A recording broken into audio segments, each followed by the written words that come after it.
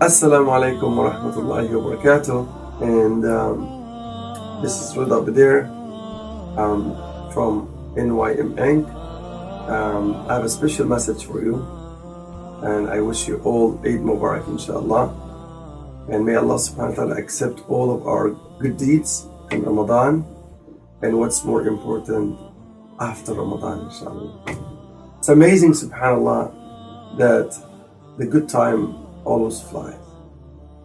Yesterday we were saying, oh, this is the beginning of Ramadan, subhanallah. Today is the 28th of Ramadan. Isn't this amazing? Subhanallah.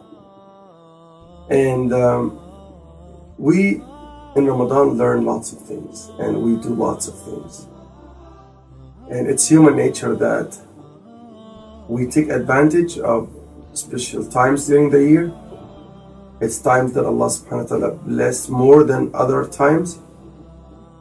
And we take advantage of them by trying to increase our level of iman and come up with good deeds and like remembrance of Allah subhanahu wa ta'ala, dhikr and recitation of the Quran, attending halaqas, doing qiyam, doing tahajjud, giving sadaqah, just like trying your best to draw closer to Allah subhanahu wa ta'ala. To the degree like our level of iman goes really, really up. And subhanallah, some people right after the Ramadan, their level of iman goes like just like that. And that's not right, because at the time of the Prophet ﷺ, there was a great Sahabi called Abdullah ibn Abi Rawaha. And when the Sahaba used to do like hard work like this during the night, and they would sit down to relax, he would say, Hayya bina nu'min birabbina sa'a. Hey guys, let's stand up and try to increase our level of iman. And like he did this many times, so they went and complained to the Prophet ﷺ, like, look at Abdullah ibn Abi Rawaha, he's always telling us this. So what do you think, Prophet of Allah? The Prophet ﷺ said, would you like me to share with you what he said? Now, I will. He didn't say, oh man, this is like too much, like you're being too strict. No. He said, Rahim Allah ibn Abi Rawaha. May Allah have mercy on Ibn Abi Rawaha. علم أن الإيمان يزيد وينقص. He knew that iman level increases and decreases. And of course we know our level of iman increases when we are sitting in a halaqah, when we are reciting the Quran, when we are studying the meaning of the Quran in a tafsir, lecture or something, when we are doing dhikr of Allah subhanahu wa ta'ala, when we are crying in the kunut, in the dua, when the Imam does, the witr during like Ramadan. But our level of iman goes down when we sit down to talk about the dunya or start slandering people or gossiping. This is when you feel your iman is going down. And there are signs, by the way, for us to know that Allah subhanahu wa ta'ala accepted our hard work in Ramadan. And I just like remind myself and you, dear brothers and sisters, to watch them and see exactly if you are there or not. The best sign that Allah subhanahu wa ta'ala accepted our hard work in Ramadan is that you stay steadfast after Ramadan. I'm not going to say you do everything that you used to do in Ramadan, but at least continue the good habits that you developed during Ramadan.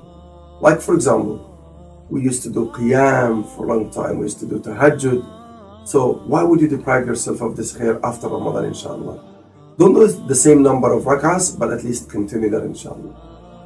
You used to do lots of dhikr of Allah subhanahu wa ta'ala during the day and the night. Keep doing this, inshallah. The Quran. Ramadan is the month of the Quran. But the Quran is our way of life. We can just do it in Ramadan. And it's amazing that Allah subhanahu wa ta'ala in ayah number 30, surah number 25, Surah Al-Furqan, He shared with us something really, really serious. We have to stop there and reflect. When Allah subhanahu wa ta'ala said, وَقَالَ الرَّسُولُ يَا رَبِّ إِنَّ قَوْمِي, and the messenger said, Oh Allah, my people, اتَّخَذُوا هَذَا الْقُرْآنَ مَهْجُورًا, they deserted this Quran. We don't want to be amongst those people. We want to quit being classified under these people. We don't want to desert Quran after Ramadan. We want to continue that connection with the Quran, inshallah, after Ramadan. I also used to give sadaqah during Ramadan. keep continuing to give sadaqah in Ramadan. You used to lower your gaze in Ramadan, keep doing this after Ramadan. You used to stay away from lying, backbiting, slandering, all the bad stuff, keep doing this after Ramadan. In conclusion, just keep everything good that you learned in Ramadan after Ramadan. And these are the best signs that Allah subhanahu wa ta'ala accepted our hard work in Ramadan. May Allah subhanahu wa ta'ala bless this ummah and bring it back to its glory. May Allah subhanahu wa ta'ala